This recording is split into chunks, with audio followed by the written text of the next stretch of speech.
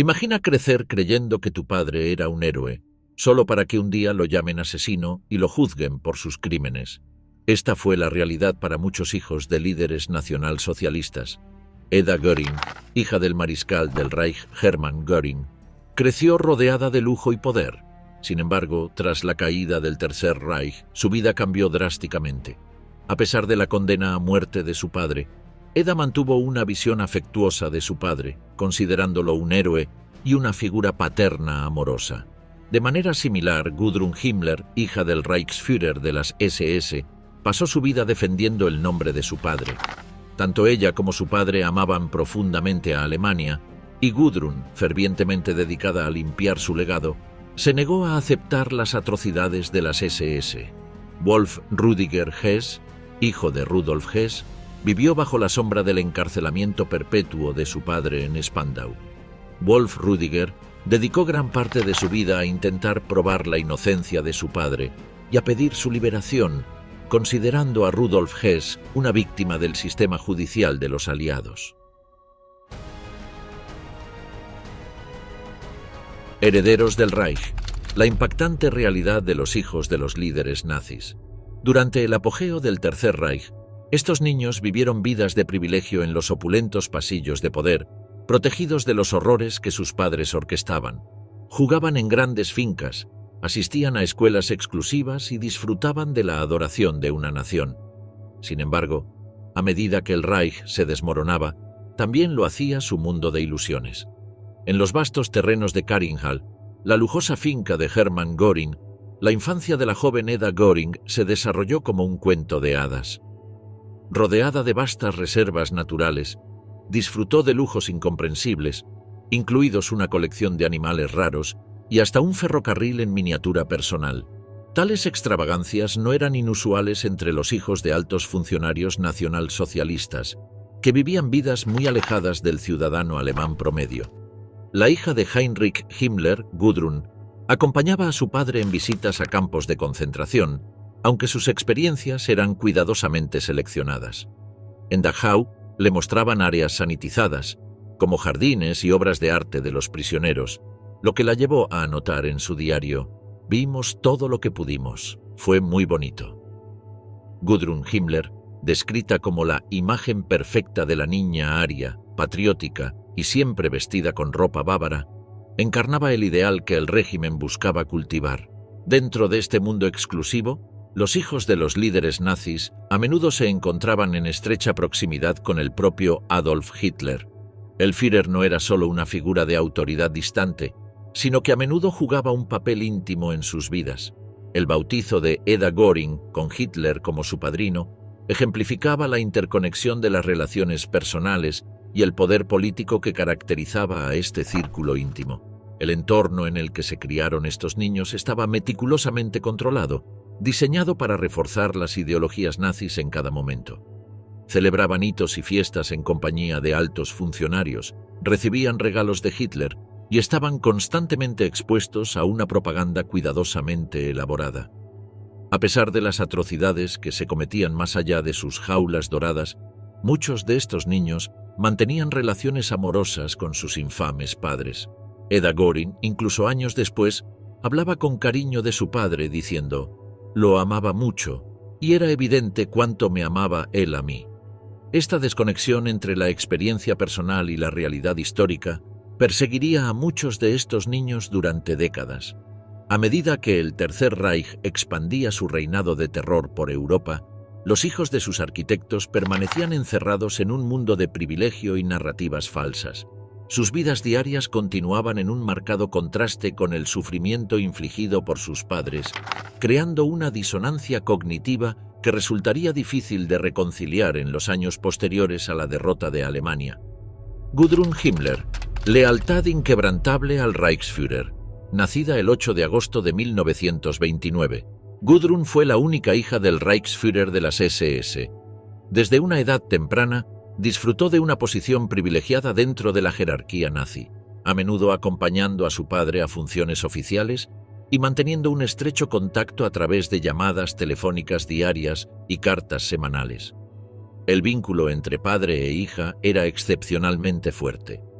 Heinrich Himmler mostraba un cariño particular por Gudrun, llamándola cariñosamente Pupi y frecuentemente haciéndola volar desde Múnich a sus oficinas en Berlín. Esta cercanía, sin embargo, tuvo un costo terrible, ya que expuso a la joven Gudrun a los entresijos del régimen y su horrenda ideología. Quizás el ejemplo más escalofriante de esta exposición ocurrió cuando Gudrun, a la tierna edad de 12 años, visitó el campo de concentración de Dachau con su padre. Su entrada en el diario de ese día revela una desconexión perturbadora con la realidad del propósito del campo. Hoy fuimos al campo de concentración de las SS en Dachau. Vimos todo lo que pudimos. Vimos el trabajo de jardinería, vimos los perales, vimos todas las pinturas hechas por los prisioneros. Maravilloso. Y luego comimos mucho. Fue muy bonito. Las consecuencias de la Segunda Guerra Mundial trajeron desafíos significativos para Gudrun y su madre. Las fuerzas estadounidenses las detuvieron durante 4 años, manteniéndolas en varios campos a través de Italia, Francia y Alemania. Incluso fueron convocadas a Nuremberg para testificar en los juicios antes de ser liberadas en noviembre de 1946. A pesar de estas dificultades y la abrumadora evidencia de los crímenes de su padre, la lealtad de Gudrun nunca vaciló. Gudrun Himmler, nacida de la única unión matrimonial de Heinrich Himmler, pasó 5 largos años junto a su madre en uno de los campos de prisioneros que el ejército británico había instalado en su zona de ocupación en Alemania. Tras su liberación, apenas rebasando la veintena, se afilió a la organización clandestina Stillhilfe, destinada a auxiliar a antiguos miembros de las SS. Gudrun ayudó a notorios criminales de guerra como Klaus Barbie y Anton Malot, demostrando su continua adherencia a los ideales nacionalsocialistas. Como líder del grupo, se esforzó por obtener una prohibición de extradición de Alemania para Klaas Karel Faber, de 89 años, un exmiembro de las SS en los Países Bajos culpable del asesinato de varios judíos. También apoyó a Søren Kam, un exoficial de las SS en Dinamarca, buscado por las autoridades danesas por crímenes de guerra, que incluían la ejecución de un editor de periódico en Copenhague. En 1951, Gudrun se casó con Wolf-Dieter Burbitz, un funcionario del partido de extrema derecha Nationaldemokratische Partei Deutschlands, adoptando su apellido y dejando atrás el de Himmler. A pesar de la infamia asociada con su apellido, Gudrun no ocultaba su identidad. Lucía con orgullo un broche de plata que su padre le había regalado, que representaba las cabezas de 4 caballos dispuestas en forma de esvástica. Himmler, su padre, fue condenado por alta traición debido a su intento de negociar una paz por separado con los aliados occidentales. Terminó huyendo disfrazado de suboficial del ejército, hasta que fue descubierto por los británicos y se suicidó durante uno de los interrogatorios. Para Gudrun, sin embargo, todo era una superchería, sosteniendo que su padre había sido asesinado. Gudrun Burbitz vivió en Múnich junto con su esposo y mantuvo una vida dedicada a la causa nacionalsocialista, sin arrepentimientos y con una lealtad inquebrantable a la memoria de su padre. Su dedicación a la causa no pasó desapercibida en los círculos neonazis, donde se convirtió en una figura reverenciada y era referida a menudo como una princesa nazi. Asistía regularmente a reuniones clandestinas de antiguos oficiales de las SS, manteniendo conexiones con aquellos que una vez lucharon por Alemania. Hasta su muerte en 2018 a la edad de 88 años, Gudrun Himmler continuó residiendo en Múnich, un testimonio viviente del legado perdurable de la ideología nazi y el complejo impacto psicológico que tuvo en los hijos de sus líderes. A pesar de su negativa a hablar de su trabajo con periodistas británicos, su vida personal reflejaba sus convicciones políticas y su activa participación en círculos políticos de derecha durante toda su vida. Los hijos de Heydrich, la herencia aria y el destino de una familia. Lina Heydrich dio a luz a 2 hijos, Klaus, nacido el 17 de junio de 1933, y Haider, nacido el 23 de diciembre de 1934. A finales de la década de 1930, las obligaciones de Reinhard Heydrich lo llevaron a trabajar largas horas y a estar frecuentemente fuera de casa. Esto dejó a Lina a cargo del hogar y los niños, lo que puso una gran tensión en su matrimonio, casi llevando a la separación. Sin embargo, la pareja Heydrich tuvo otro hijo, una niña llamada Silke, nacida el 9 de abril de 1939. Reinhard mostraba con orgullo a su hija recién nacida y mantenían una relación cercana. Su cuarto hijo, una niña llamada Marte, nacida el 23 de julio de 1942, nació poco después de la muerte de Reinhard Heydrich. Su mundo era uno de extensas fincas, fiestas lujosas y la adoración de un régimen que veía a su padre como el pináculo del ideal ario. La fachada idílica de la vida familiar de los Heydrich se hizo añicos el 27 de mayo de 1942, cuando combatientes de la resistencia checa emboscaron el coche de Reinhard Heydrich en Praga. Inmediatamente tras el atentado, Reinhard Heydrich fue trasladado al hospital de Bulovka, que fue acordonado por hombres armados de la SS, nada más llegar al centro de salud, y temiendo que los médicos checos quisieran asesinarle, ordenó que le atendiesen solo profesionales alemanes, por lo que tuvo que esperar largo tiempo a que se presentara Heinrich Himmler con todo su equipo médico profesional. Según el parte oficial de los especialistas, las heridas no eran mortales e incluso su estado de salud fue mejorando durante algunos días. Sin embargo, y contra todo pronóstico, al cabo de una semana Heydrich empeoró mucho porque tras una prueba realizada con rayos Dietis, se descubrió que en el interior de su herida se habían quedado restos de crin de caballo del asiento del coche que lentamente le habían provocado una infección de septicemia. Incapaces de hacer nada por salvar su vida, Heydrich murió el 4 de junio de 1942 a la edad de 38 años. A medida que el Tercer Reich se desmoronaba a su alrededor, los hijos de Heydrich enfrentaron una nueva y dura realidad. Su padre, una vez aclamado como un héroe nacionalsocialista, ahora era despreciado como uno de los mayores monstruos de la historia. La familia huyó de su hogar cerca de Praga, buscando refugio en el caos de la Alemania de posguerra. Fue durante este tumultuoso periodo que la tragedia golpeó nuevamente, reclamando la vida del joven Klaus Heydrich. La tragedia golpeó nuevamente a la familia cuando Klaus falleció debido a un accidente automovilístico el 24 de octubre de 1943. Ese día, Klaus estaba andando en bicicleta con su hermano Haider en el patio del castillo Panenske Brezhany. Al ver que la puerta que daba a la calle estaba abierta, Klaus se aventuró a la carretera, donde fue atropellado por un camión pequeño que descendía por el camino. Klaus murió a causa de sus heridas poco tiempo después, y su cuerpo fue enterrado en el jardín de la finca.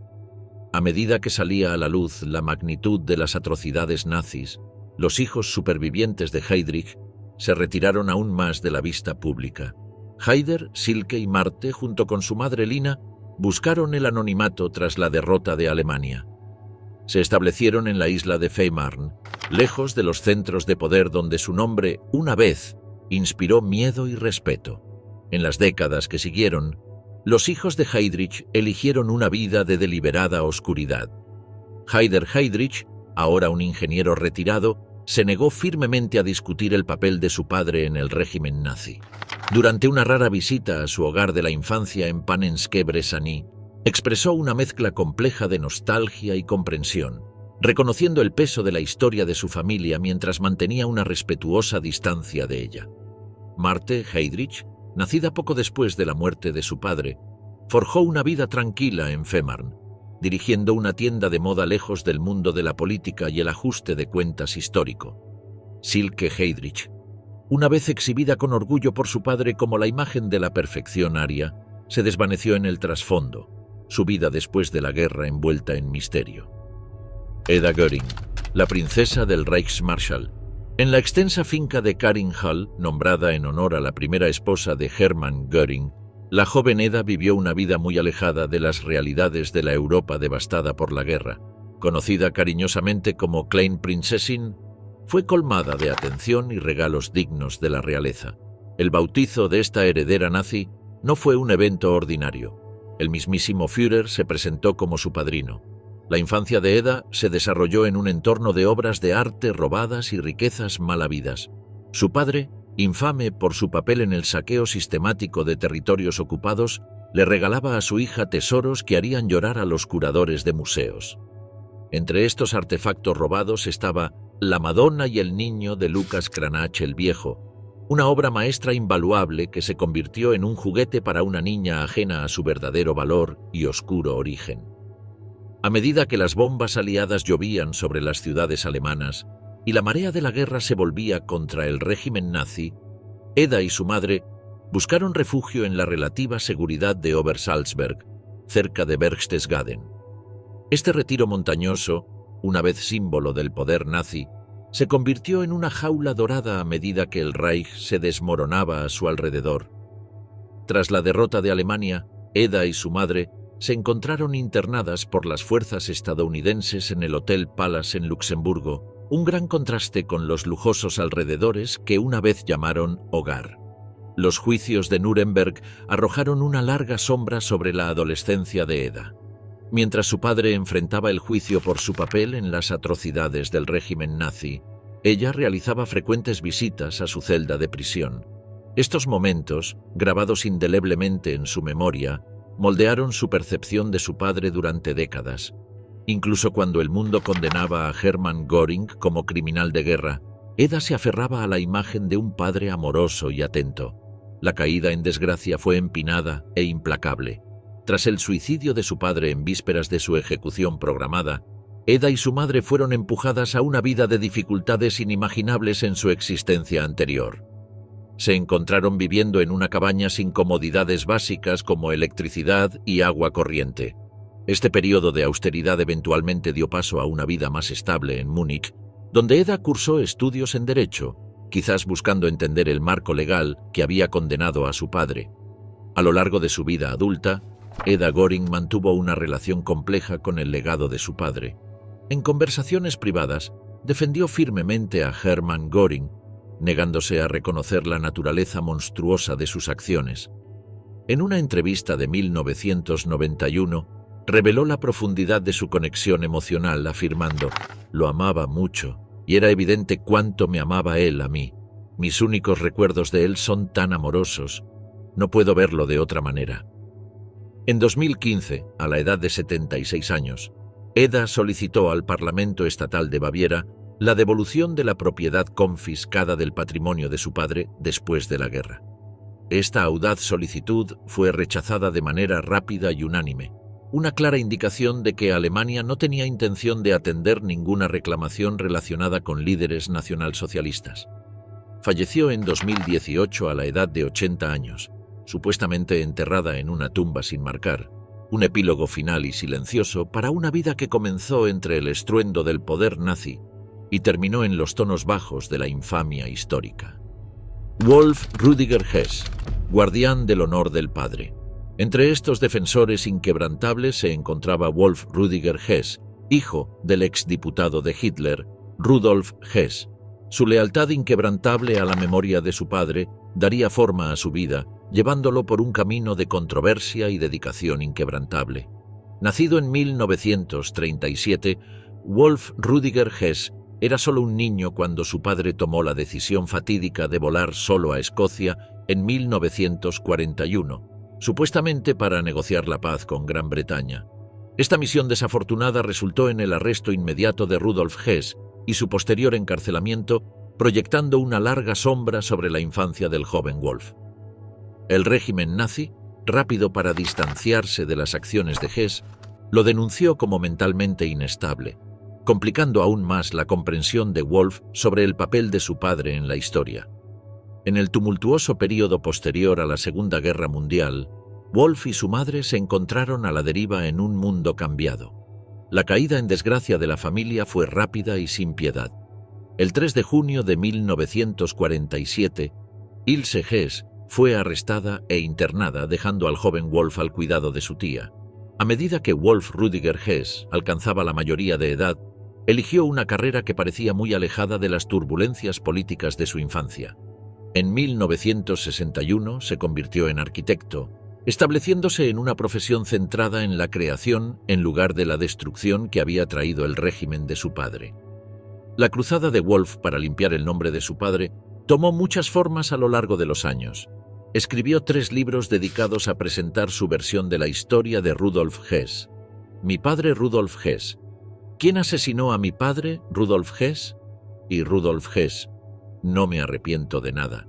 Estas obras sirvieron tanto como catarsis personal como propaganda pública, desafiando la narrativa histórica aceptada en torno a las acciones y el encarcelamiento de su padre. Quizás el aspecto más controvertido de la campaña de Wolf fue su creencia inquebrantable de que su padre no se suicidó en la prisión de Spandau en 1987, como se informó oficialmente. En cambio, se aferró a la noción de que el Servicio de Inteligencia Secreto británico había orquestado la muerte de Rudolf Hess.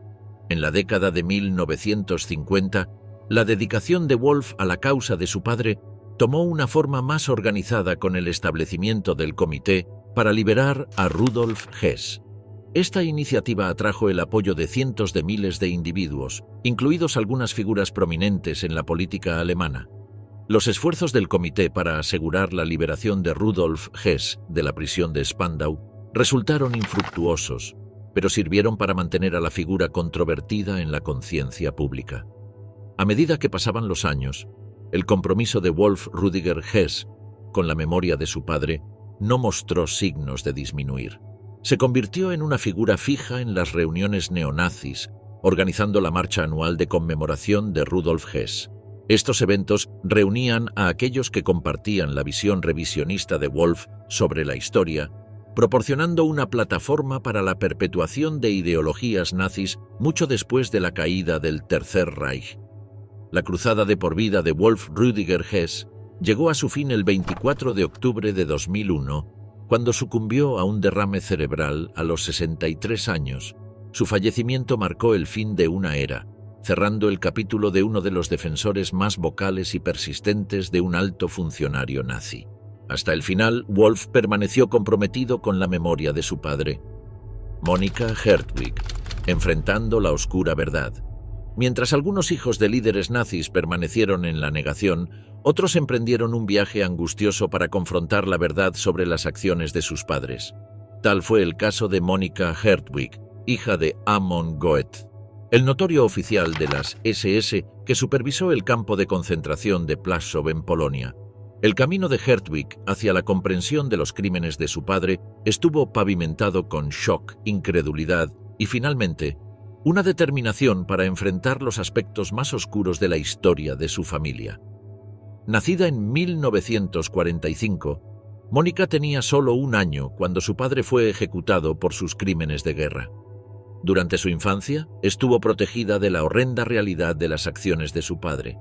Su madre, quizás en un intento de proteger a su hija o negarse a sí misma la verdad, pintó una imagen muy diferente de Amon Goeth. Le dijo a la joven Monika que su padre era un buen hombre en el fondo, que no había querido hacer nada malo. Esta narrativa, aunque falsa, formó la base de la comprensión de Monika sobre su padre durante décadas. El punto de inflexión en la vida de Monika llegó en 1993 con el estreno de la película aclamada por la crítica de Steven Spielberg, La lista de Schindler. La película retrataba a Amon Goeth como un comandante de campo sádico y asesino, una representación que contrastaba fuertemente con la imagen que Monika había tenido de su padre. Sentada en la oscuridad del cine, Monika se enfrentó a una realidad brutal que nunca había conocido. La experiencia fue visceralmente abrumadora, haciéndola físicamente enfermar mientras lidiaba con la enormidad de los crímenes de su padre. En su búsqueda de la verdad, Monika Hertwig dio el paso extraordinario de contactar a aquellos que habían sufrido a manos de su padre. En 2008, participó en un documental titulado Inheritance, que narraba su encuentro con Helen Jonas, una mujer que había sido obligada a trabajar en la casa de Goethe cuando era adolescente. Durante el rodaje de Inheritance, Monika expresó la naturaleza transformadora de su viaje, afirmando: «Para Helen es el momento de cerrar un ciclo, pero no fue un cierre para mí. Creo que fue el comienzo de otra vida, una vida en la que puedo vivir la verdad». Los esfuerzos de Monika para abordar los crímenes de su padre no terminaron con el documental. Continuó participando en proyectos de conmemoración del Holocausto, utilizando su perspectiva única como hija de un perpetrador para contribuir a las discusiones sobre la culpa, la responsabilidad y la reconciliación. Su disposición a enfrentar la verdad y hablar abiertamente sobre las acciones de su padre contrasta marcadamente con aquellos que eligieron negar o minimizar las atrocidades cometidas durante el Holocausto. Ahora, en sus 70 y tantos años, Monica Hertwig continúa lidiando con el peso de las acciones de su padre. Su viaje desde la ignorancia hasta la conciencia y finalmente hacia el compromiso activo con la verdad sirve como un poderoso testimonio de la importancia de enfrentar las atrocidades históricas, sin importar cuán doloroso pueda ser el proceso. A través de sus esfuerzos, Mónica no solo ha llegado a un acuerdo con la historia de su propia familia, sino que también ha contribuido a la conversación más amplia sobre el impacto duradero del Holocausto en las generaciones subsecuentes. Niklas Frank, el implacable denunciador público. Nacido en 1939, Niklas Frank creció a la sombra del poder del Tercer Reich. Su padre, Hans Frank, ocupaba una posición de inmensa autoridad y brutalidad, ganándose el apodo escalofriante de «el carnicero de Polonia», por su papel en la destrucción sistemática de los judíos polacos y la intelectualidad del país. A diferencia de muchos hijos de líderes nazis que optaron por el silencio o la negación, Niklas Frank emprendió una misión de por vida para confrontar y exponer las atrocidades de su padre. Este viaje de ajuste de cuentas comenzó en serio durante su carrera como periodista para Playboy Alemania y el semanario Stern. A través de su trabajo, Niklas profundizó en los oscuros rincones de la historia de su familia, desenterrando verdades dolorosas que darían forma al propósito de su vida. En 1987, Niklas Frank publicó su obra más controvertida e impactante, Der Vater, eine Abrechnung. Esta mordaz memoria expuso la naturaleza monstruosa de Hans Frank, presentando una acusación feroz tanto de su padre como del régimen nazi. La denuncia pública de Niklas Frank sobre su padre no se detuvo con la palabra escrita. Llevó su mensaje al escenario, escribiendo una obra titulada Der Vater, que se estrenó en 1995. En esta pieza teatral, Niklas imaginó un escenario grotesco donde exhumaba el cadáver de su padre, exigiendo respuestas por los crímenes inconcebibles cometidos durante la guerra. La intensidad de los sentimientos de Niklas Frank hacia su padre se hizo aún más evidente en una entrevista de 2020 con Al Jazeera. Al reflexionar sobre la ejecución de Hans Frank tras los juicios de Nuremberg, Niklas afirmó: «Estoy en contra de la pena de muerte, pero estoy feliz de que mi padre haya experimentado el miedo a la muerte que infligió a tantas personas inocentes». A lo largo de su carrera, Niklas Frank continuó explorando los oscuros rincones de la historia de su familia. Escribió libros adicionales, incluyendo My German Mother, en 2005, y Brother Norman, en 2013, examinando más a fondo los roles que su madre y su hermano mayor desempeñaron en el régimen nazi. La búsqueda implacable de la verdad y la responsabilidad de Niklas Frank lo han convertido en una figura única y controvertida en las discusiones sobre el legado nazi y la memoria histórica. Su disposición a condenar públicamente a su padre y confrontar de frente los horrores del Holocausto contrasta marcadamente con el silencio o la defensividad exhibida por muchos otros hijos de líderes nazis. A través de sus libros, conferencias y apariciones en los medios, Niklas se ha convertido en una voz poderosa en el esfuerzo continuo para educar a las nuevas generaciones sobre los peligros del fascismo y la importancia de enfrentar las atrocidades históricas. Rolf Mengele, confrontando al ángel de la muerte. Nacido el 16 de marzo de 1944, Rolf Mengele pasó sus primeros años sin saber de los actos atroces de su padre. El joven fue criado en una mentira cuidadosamente construida, llevado a creer que su padre ausente era un héroe de guerra que había hecho grandes sacrificios por su país. Esta fachada de patriotismo noble protegió a Rolf de la verdad horripilante que se escondía justo debajo de la superficie de la historia de su familia. A medida que Rolf entró en la adolescencia, el velo protector de la desinformación comenzó a desmoronarse. La realidad impactante de la identidad de su padre y los actos monstruosos cometidos en nombre de la ideología nazi comenzaron a salir a la luz. La carga de llevar el nombre Mengele pesaba mucho sobre Rolf. A pesar de los horrores asociados con las acciones de su padre, encontró imposible cortar completamente los lazos emocionales del vínculo familiar. Este conflicto interno perseguiría a Rolf durante años, mientras luchaba por reconciliar al padre amoroso que había imaginado con la brutal realidad de los crímenes de Joseph Mengele contra la humanidad. En un intento de distanciarse de su infame linaje, Rolf hizo esfuerzos conscientes para llevar una vida normal. Siguió una carrera en Derecho, eventualmente convirtiéndose en un exitoso abogado corporativo. Sin embargo, la sombra de los crímenes de Joseph Mengele continuaba acechando la vida de Rolf. Los cazadores de nazis, implacables en su búsqueda de justicia, veían al joven Mengele como un posible enlace a la ubicación de su padre. El punto de inflexión en el viaje de Rolf llegó en 1977, cuando tomó la fatídica decisión de confrontar directamente a su padre. Viajando a América del Sur, donde Joseph Mengele había huido para escapar de la justicia, Rolf se encontró cara a cara con el hombre detrás de las leyendas monstruosas. Lo que encontró no fue un alma arrepentida en busca de perdón, sino un nazi impenitente que intentaba justificar sus acciones en Auschwitz. Reflexionando sobre este encuentro escalofriante, Rolf admitió el profundo impacto que tuvo en él. No pudo comprender cómo su padre pudo haber cometido tales atrocidades, afirmando: «Lo que sucedió es para mí contrario a toda ética, a toda moralidad, y previene toda comprensión de la naturaleza humana». A pesar de su disgusto por las acciones de su padre y todo lo que representaba, Rolf se encontró en una posición imposible. No pudo traicionar a su padre a las autoridades, eligiendo en cambio guardar silencio sobre el escondite de Joseph Mengele en América del Sur. Después de este encuentro que cambió su vida, Rolf decidió distanciarse aún más del legado de su padre. Cambió su apellido al de su madre, un acto simbólico de ruptura con el nombre Mengele y todo lo que representaba. Este cambio marcó un nuevo capítulo en la vida de Rolf, uno enfocado en avanzar mientras reconocía el peso del pasado. Albert Speer Jr., el hijo del arquitecto de Hitler y su búsqueda de redención. La relación entre Albert Speer Jr. y su padre estaba lejos de ser típica. Como arquitecto preferido de Hitler y más tarde, un miembro clave del círculo interno nazi, el Speer mayor tenía poco tiempo para la vida familiar. En una entrevista de 2010 con Süddeutsche Zeitung, Albert Jr. reveló la naturaleza distante de su relación, afirmando: «No era el tipo de padre que revisaba tus tareas».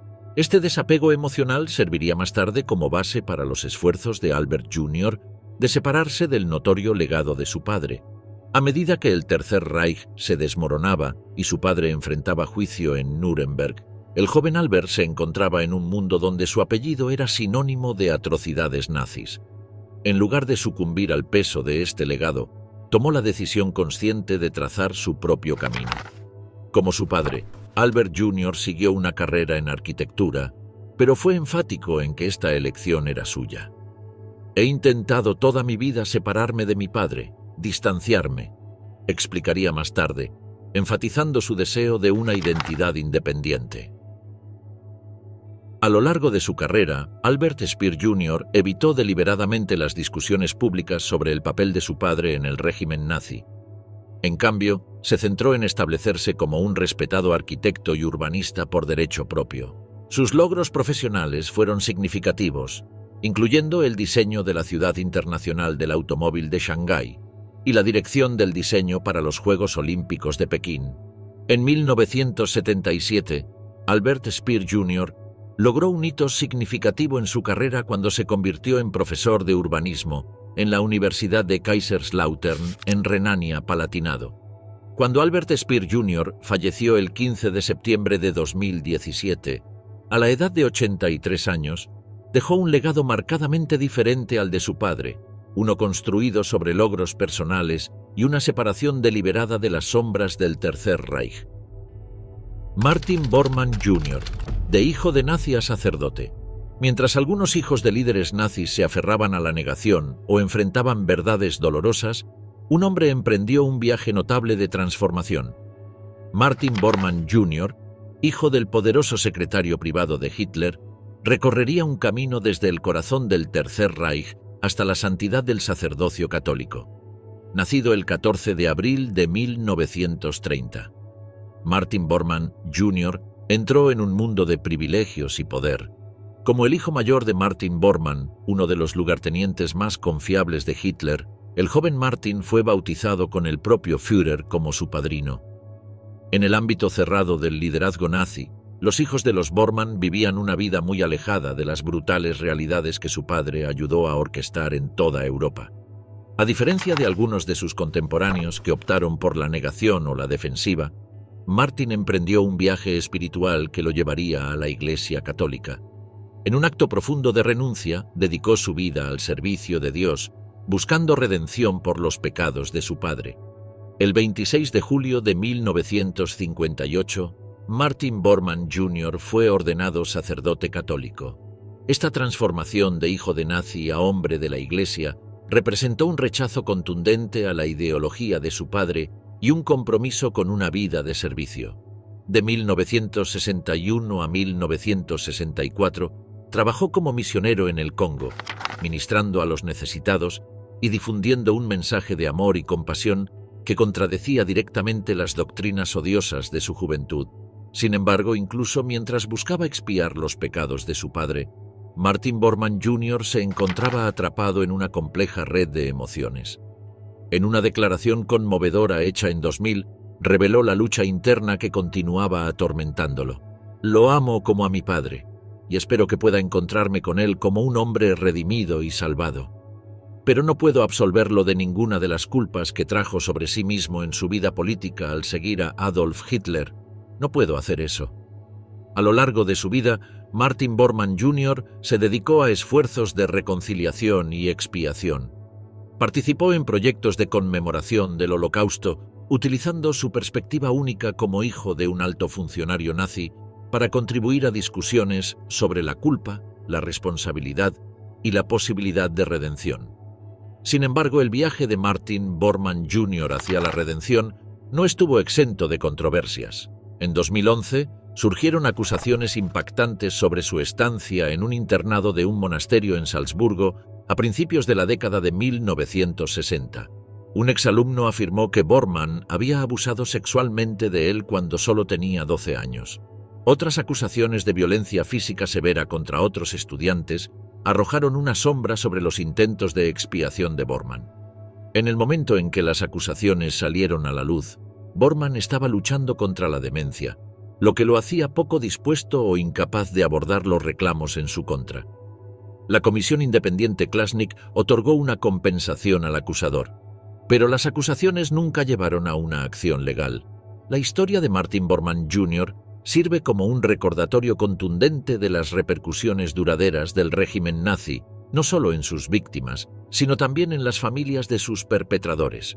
Su viaje de hijo de un alto funcionario nazi a sacerdote católico, de una vida de privilegios a una de servicio, ilustra las complejas formas en que los hijos de líderes nazis buscaron distanciarse de los crímenes de sus padres y forjar nuevas identidades en el contexto de la posguerra.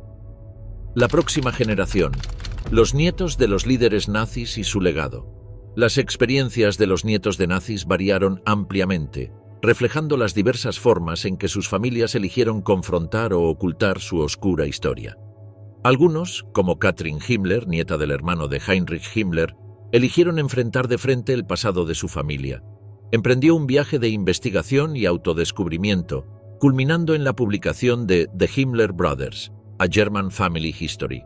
Su trabajo buscaba arrojar luz sobre las implicaciones más amplias de las conexiones nazis de su familia, ofreciendo una perspectiva única sobre el impacto duradero de la ideología del régimen. Una de las historias más impactantes sobre nietos de nazis es la de Jacqueline, una investigadora que dedicó su vida a desenterrar y denunciar los crímenes de su abuelo, Robert Gies. Cuando el año pasado murió su padre, heredó la misión de hacer pública la verdad sobre los horrores que su abuelo había cometido. Asumió la tarea con una determinación inquebrantable, consciente de la importancia de mantener viva la memoria y la verdad. No puedo vengar estos crímenes. No puedo liberar a mi padre de los fantasmas que lo atormentaban, pero puedo mantener viva la memoria y revelar la verdad sobre los crímenes cometidos por mi abuelo. Estos han estado encubiertos por mucho tiempo y nunca han sido condenados. Robert Gies, nacido en Colonia, Alemania, en 1902, fue abogado y se unió tempranamente al Partido Nacional Socialista Obrero Alemán. Su ambición lo llevó a formar parte de la Schutzstaffel, SS, y servir en el servicio de inteligencia bajo la dirección de Reinhard Heydrich y como asesor personal de Karl Hermann Frank en la Checoslovaquia ocupada. Gies fue responsable de la ejecución de órdenes atroces, incluyendo la infame masacre de Lidice, donde todos los hombres mayores de 16 años fueron fusilados y las mujeres y niños deportados. Jacqueline narraba con genuino dolor cómo su abuelo nunca mostró remordimiento por sus crímenes. Incluso tras la guerra, Gies se ocultó bajo una identidad falsa y logró evadir la justicia, viviendo el resto de sus días en libertad. A través de su investigación, Jacqueline descubrió la profundidad de los crímenes de su abuelo y decidió que era su deber hacer pública esta historia para asegurar que nunca se olvidara. En sus palabras, la vergüenza y la culpa por ser la nieta de un perpetrador nazi se convirtieron en su misión de vida. Jacqueline dio conferencias en Alemania, escribiendo y hablando sobre los crímenes de su abuelo, con la esperanza de que al compartir su historia, futuras generaciones aprenderían y evitarían que tales atrocidades volvieran a ocurrir. Su viaje culminó en 2012 cuando visitó el sitio conmemorativo de Ravensbrück en honor al 70 aniversario de la destrucción de Lidice. Allí, admitió públicamente ser la nieta de Robert Gies, manifestando su vergüenza y el compromiso de transmitir la verdad para que los horrores del pasado no se repitieran. La historia de Jacqueline es un testimonio conmovedor del poder de la memoria y la importancia de enfrentar el pasado, por doloroso que sea, para construir un futuro más justo. Ricardo Eichmann, hijo de Adolf Eichmann, rechazó la ideología de su padre y eligió una vida lejos del ojo público. Su declaración, huir del apellido no cambia nada. Es imposible escapar de nuestro propio pasado, pero sí podemos ser mejores, encapsula las emociones complejas con las que muchos nietos de nazis luchan. El reconocimiento de que uno no puede escapar de su pasado, junto con la determinación de ser mejor, se convirtió en una fuerza impulsora para muchos en esta generación. El papel de los nietos de nazis en dar forma a la narrativa de sus infames ancestros ha sido tanto controvertido como esclarecedor. Su perspectiva única ofrece vislumbres en el lado humano de los monstruos históricos, desafiando las nociones simplistas del mal y obligando a la sociedad a confrontar verdades incómodas sobre la naturaleza de la complicidad y la redención. A medida que el tiempo avanza y los últimos sobrevivientes de la era nazi desaparecen, los testimonios de estos nietos cobran mayor significado.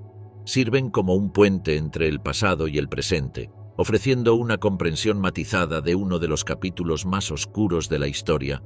Sus historias nos recuerdan que el legado del Tercer Reich continúa proyectando una larga sombra, afectando a generaciones alejadas de los eventos originales y desafiando nuestra comprensión de la culpa, la responsabilidad y la posibilidad de redención frente a crímenes indescriptibles. Rainer Höss, rompiendo el ciclo de la oscuridad. Entre aquellos que se atrevieron a liberarse de las sombras del pasado se encontraba Rainer Höss, nieto de una de las figuras más infames de la historia nazi. Rainer Höss creció bajo la larga sombra proyectada por su abuelo, Rudolf Höss, el notorio comandante de Auschwitz. Durante años, el joven Rainer permaneció felizmente ajeno a la verdadera naturaleza del pasado de su familia. La luz dura de la realidad perforó este velo de ignorancia durante un viaje escolar al campo de concentración de Dachau. Mientras Rainer se encontraba ante una placa con los nombres de criminales de guerra nazis, se enfrentó a una revelación escalofriante. Su propio apellido mirándolo desde la infame lista. La familia Höss, como muchas otras con vínculos al régimen nazi, había elegido enterrar el pasado en lugar de enfrentar sus horrores. Sin embargo, Rainer se encontró incapaz de apartar la mirada de la verdad una vez que se había revelado. En un movimiento audaz y valiente, Rainer Höss tomó la decisión de alejarse del pasado nazi de su familia. Rompió los lazos con familiares que continuaban aferrados a ideologías venenosas y emprendió una misión para confrontar de frente el legado de los crímenes de su abuelo. El trabajo de Rainer en la educación sobre el Holocausto lo llevó a los mismos sitios donde su abuelo había orquestado atrocidades indescriptibles. Habló con sobrevivientes, escuchó sus historias y fue testigo del trauma duradero infligido por el régimen nazi. Uno de los aspectos más conmovedores del viaje de Rainer fue su esfuerzo por ayudar a devolver posesiones robadas a los descendientes de sobrevivientes del Holocausto. Este trabajo lo llevó a enfrentarse cara a cara con el costo humano de las acciones de su abuelo, mientras se enfrentaba a la evidencia tangible de vidas destrozadas y familias destrozadas. Cada artículo devuelto, cada historia compartida, servía como un recordatorio contundente de la inmensa responsabilidad que cargaba como nieto de Rudolf Höss. Sin embargo, el camino de Rainer hacia la redención no estuvo exento de desafíos y controversias. En 2016, acusaciones de fraude arrojaron una sombra sobre su trabajo y motivaciones. Las acusaciones se centraron en su incumplimiento de financiamiento de una película prometida sobre el Holocausto, usando en cambio el dinero para pagar deudas personales. Rainer se encontró enfrentando consecuencias legales, con 18 condenas en 20 años, 15 de las cuales fueron por fraude, según The Irish Times. Vidas en la oscuridad. Los descendientes silenciosos de los nazis.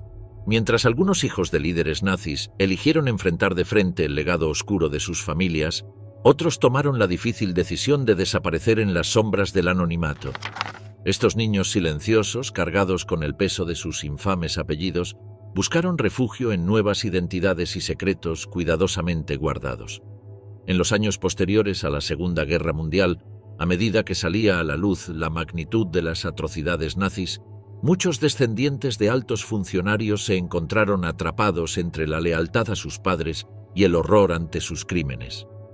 Para algunos, el único camino viable hacia adelante fue romper todos los lazos con su pasado y forjar identidades completamente nuevas. Una de estas historias es la de Brigitte Höss, hija de Rudolf Höss, el infame comandante de Auschwitz. Durante décadas, Brigitte vivió una doble vida, su verdadera identidad conocida solo por unos pocos selectos. Se mudó a España, reinventándose como sombrerera y luego trabajando como modelo para el renombrado diseñador de moda Cristóbal Balenciaga. Finalmente, se trasladó a Estados Unidos, donde continuó protegiendo ferozmente su secreto. El impacto psicológico de vivir con una identidad oculta fue profundo. Brigitte, como muchos otros en su posición, vivió con el miedo constante a ser expuesta. Cada interacción llevaba el potencial de desastre, cada nuevo conocido un posible riesgo para la fachada cuidadosamente construida. A pesar del paso del tiempo, las sombras del pasado se mantuvieron presentes.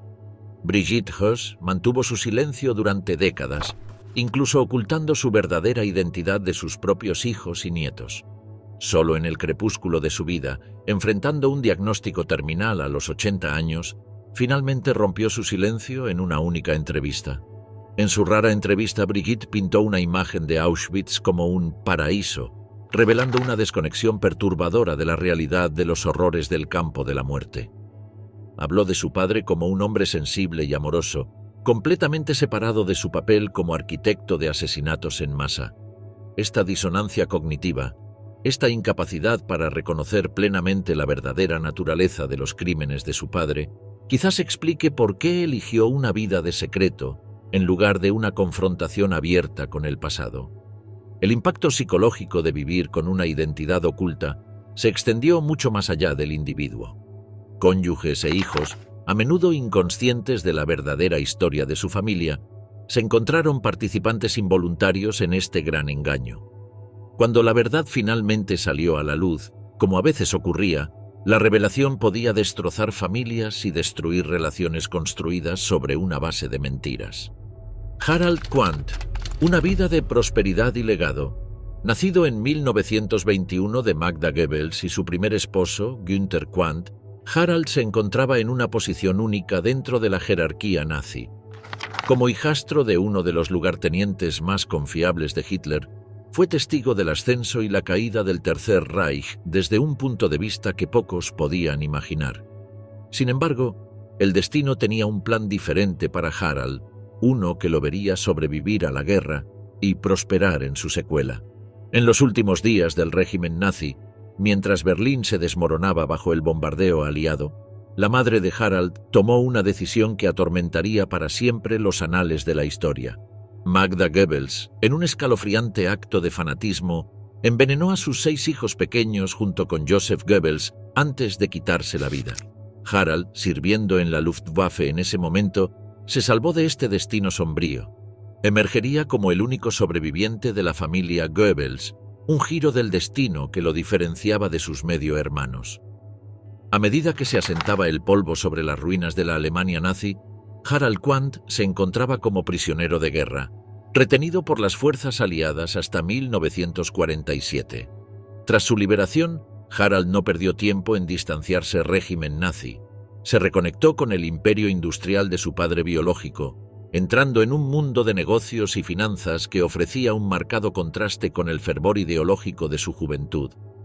Las extensas propiedades de la familia Quandt, que incluían participaciones significativas en la industria automotriz, proporcionaron a Harald una base sobre la cual construir su propia fortuna.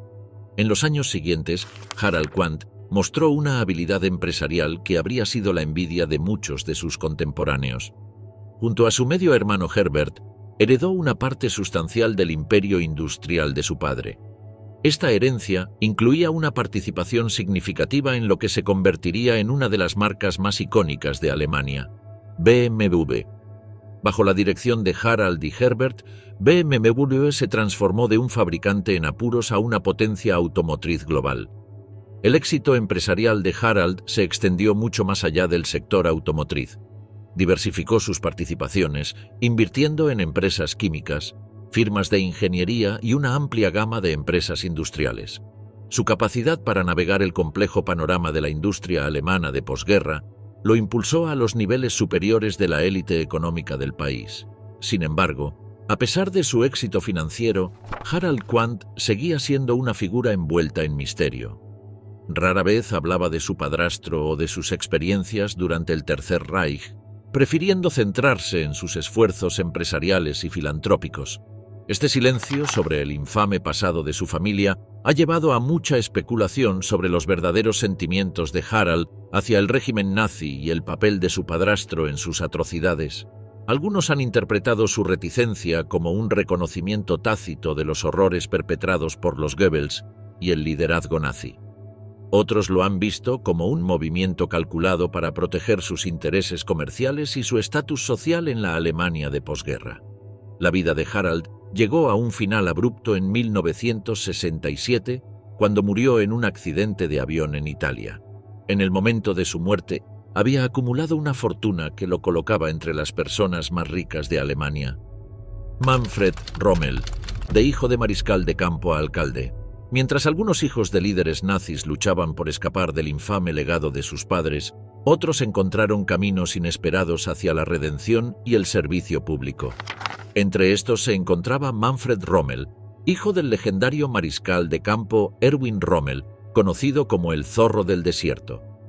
A diferencia de muchos de sus contemporáneos, Manfred logró forjar una exitosa carrera política en la Alemania de posguerra, convirtiéndose en una figura respetada por derecho propio. Nacido en 1928, Manfred Rommel creció a la sombra de los logros militares de su padre. Cuando era niño, fue testigo del ascenso de su padre a la prominencia dentro de la Wehrmacht, convirtiéndose en uno de los generales más celebrados de Hitler. A pesar de la alta posición de Erwin Rommel en la jerarquía nazi, Manfred más tarde describió una relación compleja con su padre, una que no estaba definida por la ideología nazi. En los últimos días de la Segunda Guerra Mundial, mientras las fuerzas aliadas cerraban el cerco sobre Alemania, el joven Manfred experimentó una tragedia personal que daría forma al curso de su vida. Su padre, implicado en el complot del 20 de julio para asesinar a Hitler, fue obligado a suicidarse para proteger a su familia de represalias nazis. Tras la guerra, Manfred Rommel se encontró navegando un panorama drásticamente alterado.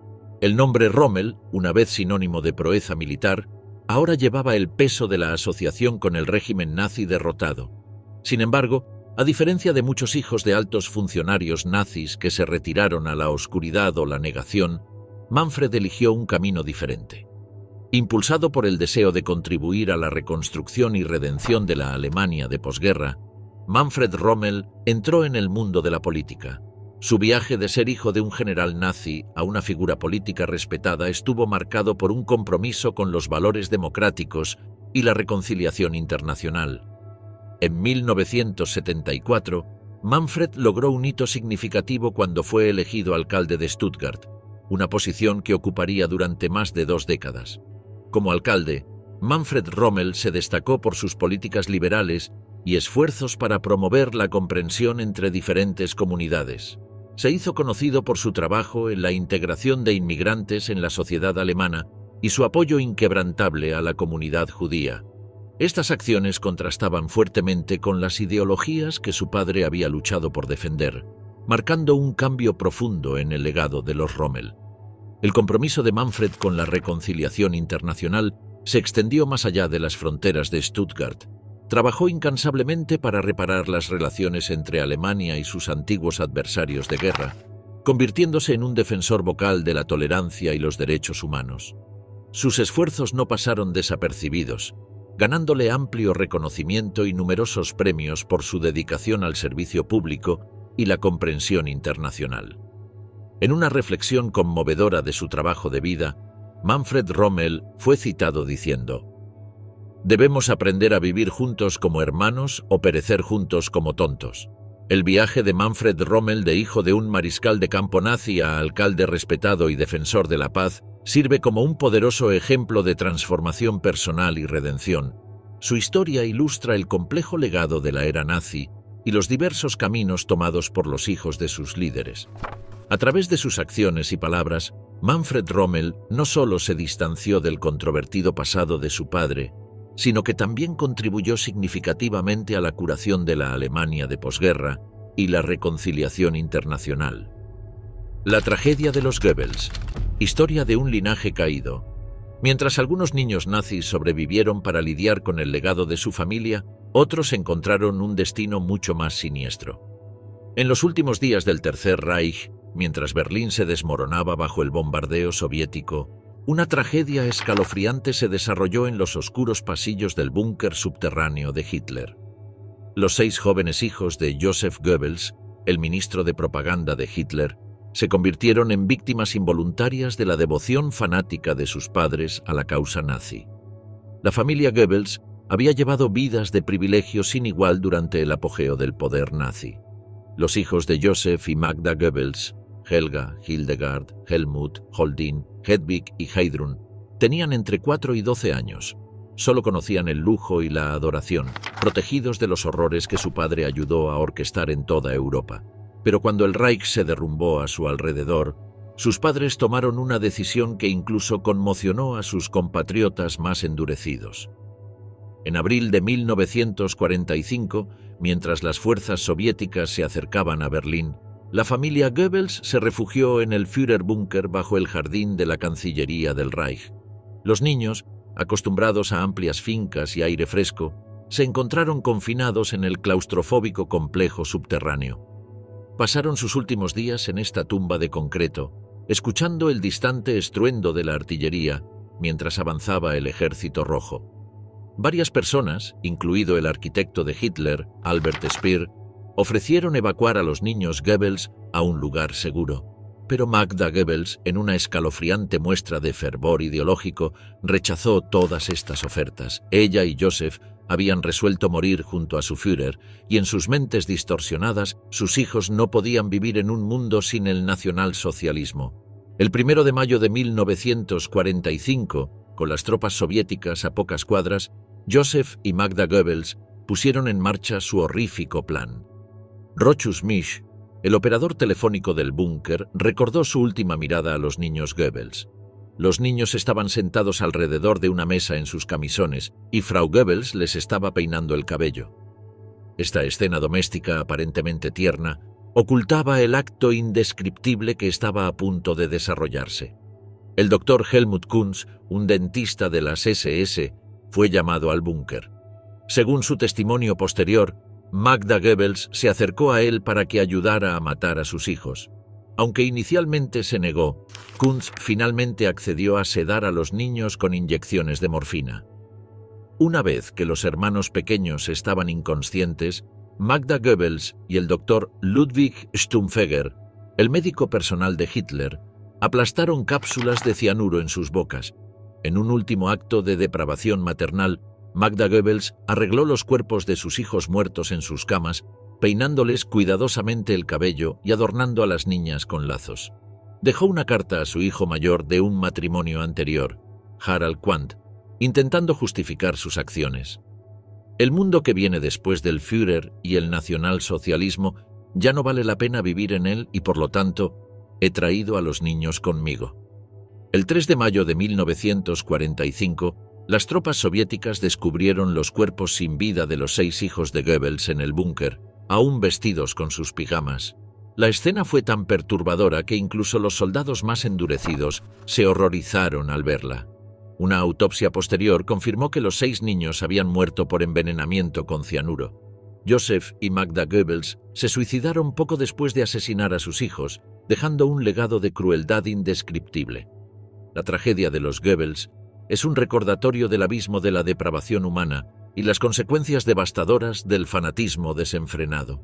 Estos niños inocentes, nacidos en un mundo de privilegio nazi, se convirtieron en las últimas víctimas de la ideología retorcida de sus padres, sus vidas apagadas en los últimos suspiros del Tercer Reich.